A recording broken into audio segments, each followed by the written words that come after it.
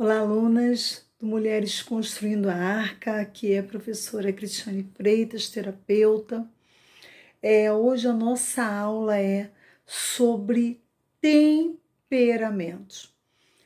Quem formulou essa ideia, né, essa teoria do temperamento, dos temperamentos, foi Hipócrates.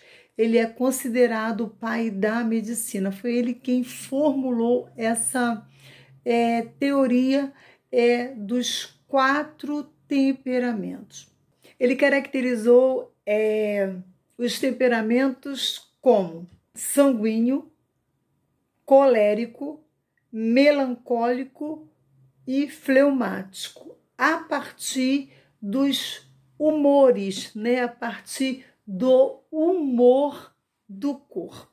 Bom, e daí foi disseminada, né, essa teoria na Europa e por outros lugares. Você já observou que as pessoas elas reagem de forma diferente diante da mesma situação? Pois algumas conseguem ficar calmas diante de uma situação e outras ficam explosivas diante de uma mesma situação. E por que isso acontece? Isso acontece por causa do temperamento que essa pessoa possui. Bom, nós vamos começar falando aqui pelo temperamento colérico. Pessoas com temperamento colérico, elas se mostram mais bravas, mais selvagens, isto é, elas têm um temperamento explosivo, um temperamento mais agressivo, né? Isso aponta diretamente para a índole daquela pessoa, né? A maneira com que ela consegue traçar previamente o seu comportamento. Pessoas que têm esse temperamento, elas geralmente são pessoas dominadoras, pessoas ambiciosas, mas elas também são pessoas enérgicas, que têm determinação, elas são impulsivas no modo de agir, né? Uma vez eu ouvi algum palestrante falando, um escritor falando que as pessoas de temperamento colérico e sanguíneo, elas movem o mundo, porque elas são mais dinâmicas, né? Elas processam muito mais rápido. Bom, os coléricos acham que tudo deve girar em torno deles, né? E eles têm aquela questão de maneira que apenas eles se importam, né? Eles importam apenas, né? E aí cria, às vezes, uma dificuldade nessa postura que ele tem, uma dificuldade nos relacionamentos interpessoais, né? Com os amigos, com os colegas de trabalho, com as pessoas ali que ele convive. O que faz uma pessoa colérica? Ela geralmente ela é egocêntrica, né? E os coléricos, eles querem estar sempre no centro do universo, como eu já acabei de falar com vocês. Elas geralmente querem que tudo gira em torno dela. Ela acaba com essa postura dificultando muitas vezes as relações interpessoais. Uma outra característica desse temperamento é a impaciência. Os coléricos, eles são impacientes, né? E eles mostram estranheza com um grupo de pessoas que são mais calmas, né? Eles têm dificuldades. Por quê? Eles acham que um trabalho muito delicado, muito sensível, muito minucioso pode dificultar no tempo e isso comprometer com os resultados. Bom, agora nós vamos estar falando do temperamento do fleumático. O fleumático é o tipo de temperamento que se mostra mais flexível, se mostra mais dócil do que os outros temperamentos. Ele tem uma postura bastante pacífica, né?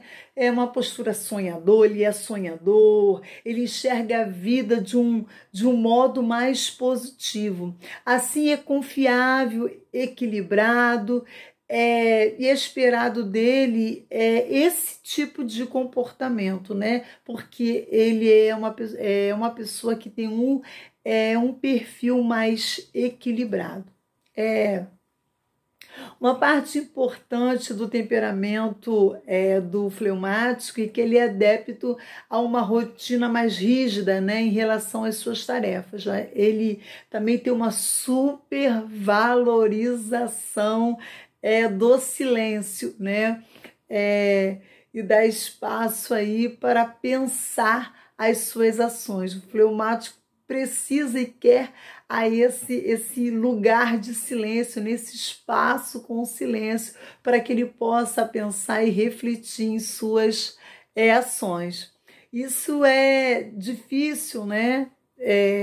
Porque muitas vezes ele está num lugar assim agitado e ele fica nessa busca desse lugar sossegado para ele. Bom, é muito difícil você ver um fleumático perder o controle, até porque as características, né, de um fleumático, uma delas é a paciência, né? A paciência é uma virtude para todos, mas felizmente o fleumático ele exerce, né, com facilidade, devido ao seu temperamento. O ato dele, né, um movimento natural do seu temperamento, né? Ele se comporta assim mais paciente, de maneira que o coloque, né, numa posição rápida de aprendizado. Ele se dispõe a aprender, ele tem essa facilidade, né, da paciência, ele faz um movimento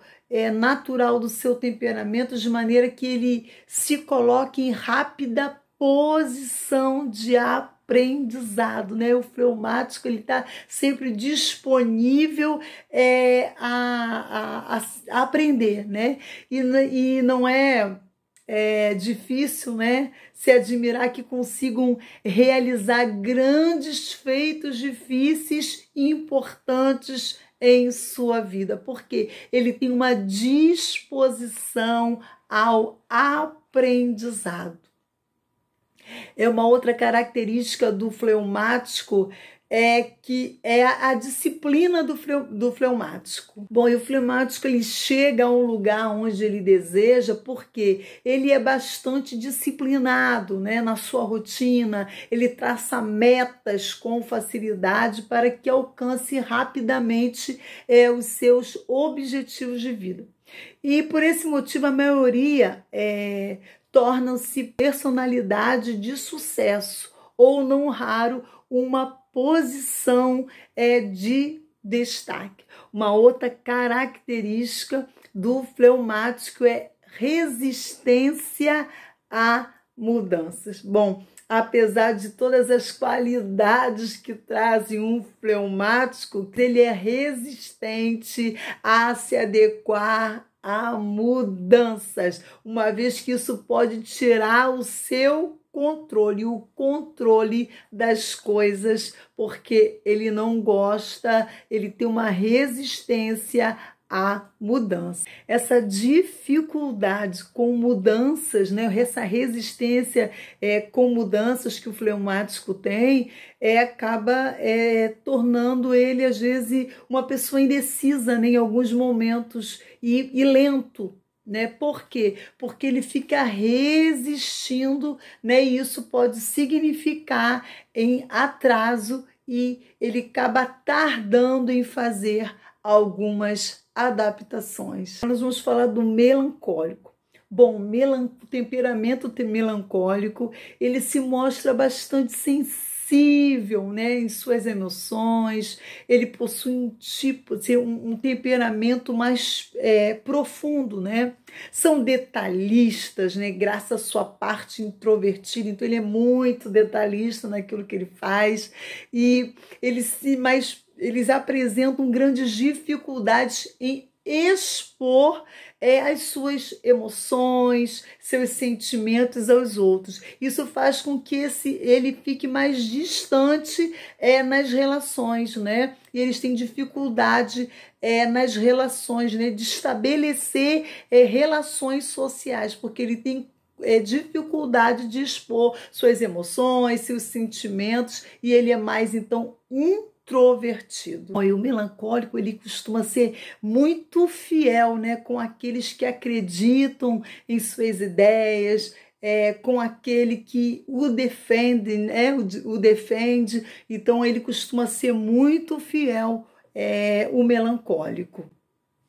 Bom, eles também podem, uma característica, né, do melancólico, eles podem se mostrar uma pessoa egoísta, inflexível e muitas vezes pessimista. Mas a pessoa melancólica também tem seu lado positivo e suas maiores qualidades são: uma delas, lealdade. O melancólico, ele é muito leal, pelo menos costuma ser muito leal. O melancólico, ele é uma pessoa com muita sensibilidade. O melancólico é uma pessoa assim, tem muita dedicação, e o melancólico, ele consegue se importar e dedicar demais quando necessário, né? Ele, além de tudo isso que nós falamos, da lealdade, sensibilidade, dedicação, ele consegue se importar, né? E se dedicar demais quando necessário. Agora nós vamos ao temperamento sanguíneo. Ao contrário do melancólico, o sanguíneo tem um dos tipos de temperamentos mais otimista do quadro aí de temperamentos, né? Ele é muito expansivo, de maneira que sua presença contagia o ambiente. Ele chega chegando, né? O sanguíneo chega chegando, e aonde ele está, ele contagia o ambiente. Contudo, tomando atitudes pouco pensadas em momentos importantes da sua vida, ele pode também aí gerar grandes dificuldades, porque a sua espontaneidade faz querer interagir com o máximo de pessoas possível. O sanguíneo, ele é adaptável às situações, ele é entusiasta, ele é resiliente, ele se recupera facilmente das situações difíceis, e ele aprende com as vivências. Entretanto, os sanguíneos precisam trabalhar sua impulsividade para que não se arrependam das suas atitudes. Além disso, o sanguíneo necessita melhorar sua superficialidade. Eles são muito superficiais. Muitas vezes ele tem uma falta de atenção e até mesmo um exagero no seu comportamento. Essas são algumas características de uma pessoa que tem um temperamento sanguíneo. Ele não passa desapercebido, né, no ambiente, porque sua presença, né, é sempre contagiante, tomando atitudes que ele não pensa, né, pouco pensadas. Isso pode trazer prejuízos, porque às vezes é um momento importante da sua vida e ele decide muito rápido, né? E essa espontaneidade dele de querer interagir com o máximo de pessoas possíveis, né? Mas esse é o seu lugar, esse lugar aí de relacionamentos, né? E de impulsividades. Os sanguíneos, geralmente, eles se sentem bem em público, né? Estar em público. Eles gostam de gestos, né, chamativos. Esse aí é o lugar do temperamento, de pessoas com temperamento sanguíneo. Gente, existem muitos pontos que determinam o temperamento, né, de uma pessoa. temperamentos, ele não definem o destino de uma pessoa.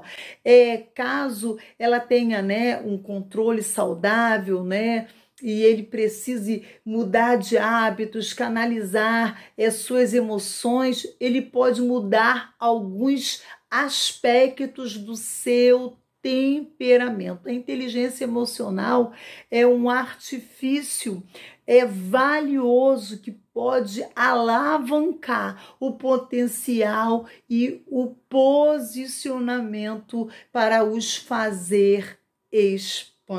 Como nós vamos saber o nosso temperamento? É observando, né? É conhecendo a si mesmo, né? Suas qualidades, suas habilidades e suas motivações. Podemos compreender facilmente que somos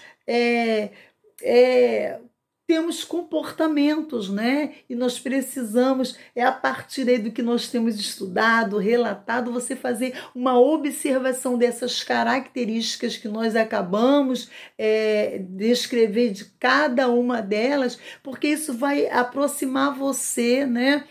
Para que você busque, né, melhorar o seu temperamento, né? É válido falar, né, esclarecer que as características, né, do temperamento, nós temos uma predominante, né? Mas nós temos vários temperamentos, mas tem uma que predomina, né? Tem um tipo específico, né, que pode conter traços, né, um do outro. Podemos ter temperamentos mais dominantes do que o outro, né? E o outro ser mais secundário, e de modo a fundir vários traços aí. Temos um predominante, né? Temos um temperamento que é aquele que predomina, né? Aquele que domina, né? E nós temos outros temperamentos também em nós secundários, mas sempre há um que predomina, que domina. E agora chegamos a uma parte importante dessa aula, né?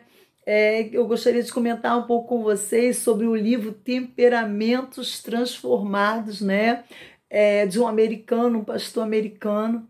E esse livro, né, ele fala dos temperamentos, né, e o autor ele relaciona os personagens bíblicos, né, e cada um de seus temperamentos, né. É muito interessante que ele traça, né, ali o temperamento, né, de Pedro como o sanguíneo, Paulo como colérico, né? E ele vai descrevendo alguns personagens bíblicos e seus temperamentos. E com certeza nós, em algum momento, nós nos identificamos com alguns desses personagens bíblicos, né? Abraão, ele era fleumático, e cada um deles tinha assim um traço de personalidade, um traço de temperamento. E a teoria dos temperamentos, né, não pode servir para justificar o comportamento nem para julgar o temperamento de outra pessoa. Às vezes nós queremos pegar essa teoria do temperamento para poder justificar o nosso mau comportamento, ou para julgar o temperamento do outro, o temperamento do nosso próximo, né? O temperamento alheio. Mas essa teoria do temperamento, ela é válida, ela é útil para quê? Para nos trazer conhecimento. Bom, e conhecimento para quê? Para nós melhorarmos os pontos negativos e melhorar ainda mais ou maximizar as características positivas, né? E nenhuma pessoa terá características de apenas um temperamento, como nós já falamos. É comum traços de vários temperamentos, mas sempre um irá predominar. E aí eu deixo uma reflexão para você. É difícil mudar o nosso temperamento? Sim, é muito difícil. Mas como o autor diz nesse livro, né? O autor Tim Lowery, né? Eu não sei se minha pronúncia está correta, né? Mas é um pastor inglês. um pastor americano, e ele diz, né, o autor desse livro diz que é possível, pastor americano, e ele diz, né, o autor desse livro diz que é possível sim, porque o Espírito Santo pode nos ajudar nessa batalha. E se você fica triste de agir de uma determinada forma, né, de uma determinada maneira, você não consegue agir da forma que você gostaria, saiba que o Espírito Santo, ele pode te ajudar a controlar os seus temperamentos. Há uma frase que diz assim: Deus não está interessado em mudar as circunstâncias, como em transformar as pessoas. Em outras palavras, Deus está muito mais preocupado, interessado em mudar e transformar a nós como pessoas, do que transformar as circunstâncias ao nosso redor. Então, que nós possamos buscar observar, buscar conhecimento e buscar a ajuda do Espírito Santo para que nós possamos ter os nossos temperamentos transformados de forma que ele venha glorificar o nome do nosso Deus. Nós sabemos que nós trabalhamos o pensamento, sentimento e comportamento, e reconhecendo as nossas habilidades, as nossas virtudes e as nossas partes negativas, nós podemos, com a ajuda do Espírito Santo e também através de buscar o conhecimento e transformarmos o nosso pensamento para mudarmos então o nosso sentimento e também mudarmos o nosso comportamento, para que sermos uma pessoa melhor, uma pessoa que trate bem o seu próximo, que consiga administrar bem as relações interpessoais e assim glorificar o nome do Senhor na nossa vida. Então, nós precisamos buscar ajuda do Espírito Santo. Bom, talvez você já tenha passado por momentos que você gostaria de ter tido domínio próprio e não conseguiu ter autocontrole, né? E aí depois você se arrependeu do que você fez, e porque muitas vezes é difícil dominar o nosso temperamento, né? Muitas vezes nós gostaríamos de ser calmos como os fleumáticos, né? Ou talvez eufórico como os sanguíneos, né? Habilidoso como o melancólico, ou pertinaz como os coléricos, né? De fato, não é nada fácil mudar o nosso temperamento, mas a boa notícia é que é plenamente possível transformá-lo, porque através do Espírito Santo e da nossa força de vontade também, nós podemos mudar o nosso temperamento. Bom, e aí nós vamos estar falando algumas características, né, de temperamentos de alguns personagens bíblicos, e nós vamos ver as características do Paulo colérico. Ele era cruel, ele tinha força de vontade, ele era agressivo, mas aí depois depois de Paulo transformado, né? E esse potencial natural que ele tinha, e apesar do seu grande potencial que ele tinha de forma natural, precisava, né? Ajustar tudo através da plenitude do Espírito Santo de Deus em sua vida, né? Então ele pode viver uma vida vivendo em amor, em paz e humildade. Paulo colérico, resolvido, o cruel, agora era alguém que tinha paz, amor no seu coração, que era um servo humilde e que ele sabia que precisava se submeter à vontade de Deus para a sua vida. Vamos falar também um pouquinho aí do Moisés, o melancólico. O melancólico Moisés fornece um excelente material, né, desse estado de temperamento que fala sobre Moisés que esteve ali solitário no deserto, foi chamado por Deus no meio daquela sarça. E quando ele foi impulsionado e impelido pelo Espírito de Deus, né? Através ali da presença de Deus, falando, né? Deus falando com ele naquela sarça, impulsionando, né, a sair da sua zona de conforto. Podemos ver uma pessoa com um temperamento, né, tão introvertido, e ele então é transformado num grande líder, porque ele foi moldado e trabalhado por Deus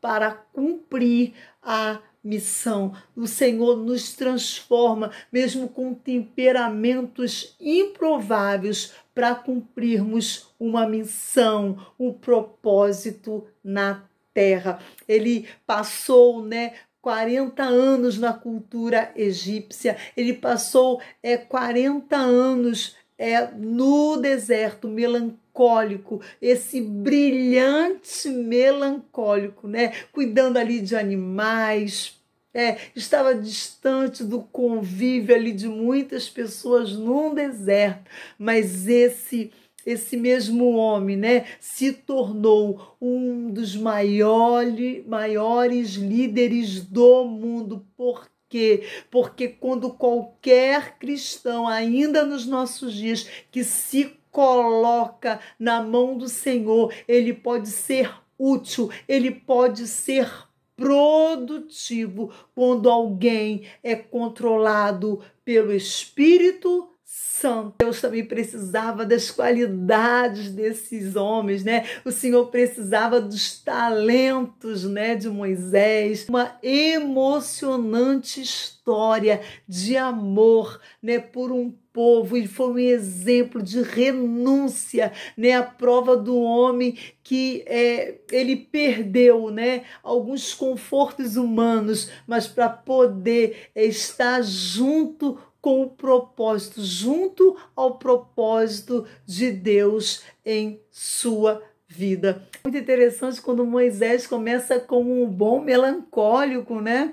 Ele questiona a Deus, né? Eu não tenho talento, eu não tenho condições, eu não posso ir, né? Não ouvirão a minha voz, Senhor, eu não posso ir, né? Ele, como um melancólico, ele começa a expor para o Senhor, para Deus, as suas dificuldades. Ele tinha medo de ser rejeitado, né? Isso faz parte do complexo de inferioridade do melancólico, né? Mas esse temor que muitas vezes é totalmente egoísta, e ele é a prova de que é possível experimentarmos o poder transformador de Deus em nossa vida. Um homem que estava com medo, que se achava inferior, é agora então o grande líder e o libertador do povo de Deus. Lembrar, né, da agressividade de Paulo, né? Isso mostra que mesmo sendo cristão, o colérico, ele tem essa dificuldade com a ira, né?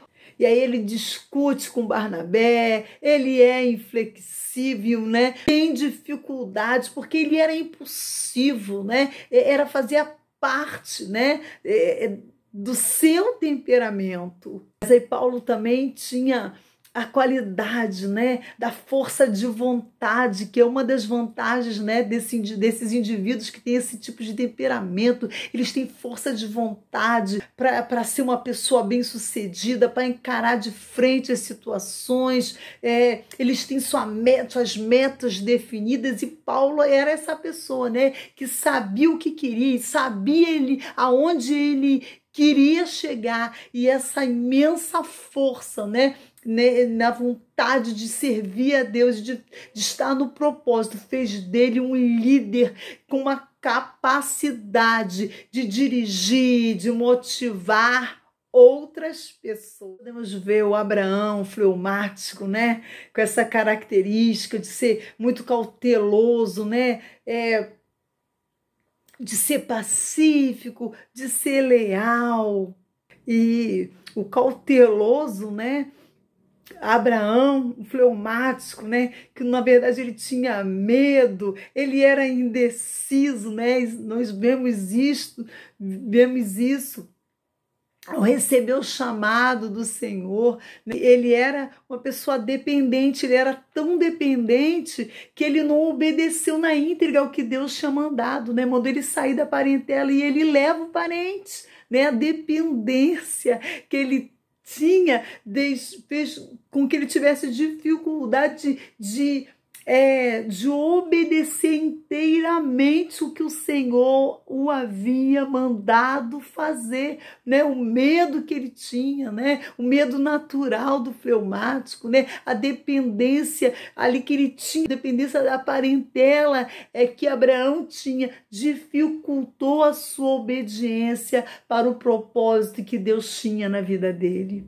O medo de Abraão é tão evidente, né, que ele mente, né, dizendo que Sara era sua irmã e não sua mulher, né? E ele mente, fazendo aquela vergonha, né? Se não fosse a intervenção divina, né, os dois teriam sido envolvidos em um pecado trágico, né? Porque pelo medo de Abraão, o crescimento de Abraão na fé,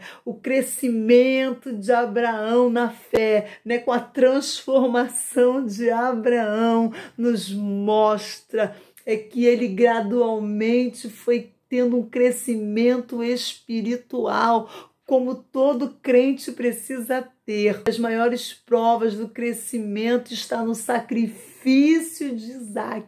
Agora o Abraão medroso, quando Deus pede o seu filho, ele não hesita, né? Entregar a Deus o seu filho como resultado dessa fé, dessa confiança que ele depositou em Deus, na palavra de Deus, né? Agindo conforme o Senhor lhe mandou fazer. A resposta veio e o Senhor deu livramento e providenciou um cordeiro para que fosse colocado em sacrifício no lugar do seu filho Isaque. Uma progressão na fé, um crescimento em Deus, e essa transformação fez de Abraão o pai da fé. Bom, e o sanguíneo é aquele que tem muita dificuldade, porque às vezes o ambiente em que ele está, ele capta o sentido daquele ambiente. Isso pode ser uma das suas maiores dificuldades, né? Porque muitas vezes ele vai ter dificuldade de ser constante na vida diária, em oração, de ser firme, de ser constante, por causa das circunstâncias que estão à sua volta. Sanguíneo, mesmo depois de convertido, muitas vezes ele vai ter dificuldade de ser constante numa vida de oração, de leitura bíblica, né? Os outros interesses que entram em sua vida, ele pode ter dificuldade de manter essa disciplina. E aí agora nós vamos falar do sanguíneo Pedro, né? Porque ele se destaca nos evangelhos, porque depois de Jesus Cristo, né, ele é a pessoa que mais sobressai nos evangelhos por causa da sua característica, né, típica do sanguíneo, que chama a atenção por onde o sanguíneo passa, esse temperamento, né, desse discípulo de Jesus, discípulo que deixa assim muito claro, né, os seus defeitos. Ele é muito amável, ele é muito alegre, no outro ele se assusta, né? Ele falava mais que os outros discípulos, o Senhor conversava muito mais com ele, teve a ousadia de repreender o mestre. Pedro falante, o Pedro egoísta, o Pedro interesseiro, mas o Pedro cheio do Espírito Espírito Santo. Ele estava disposto a cooperar com o Espírito Santo, né? Permitindo que o poder de Deus o fortalecesse em todas as suas fraquezas. É o sinal de transformação de Pedro, um homem sanguíneo, um homem iletrado, que agora cheio do Espírito Santo se torna um grande pregador do Evangelho. A ousadia de Pedro, vertida em glorificar o nome do Senhor e não a ele mesmo. O Pedro que antes negava o Senhor Jesus, agora Pedro confessa abertamente que ele é o seu Salvador. Podemos ver um Pedro constante, um Pedro humilde, dependente de Deus, porque agora Pedro, ele alcançou a maturidade em Deus, ele teve seu temperamento transformado.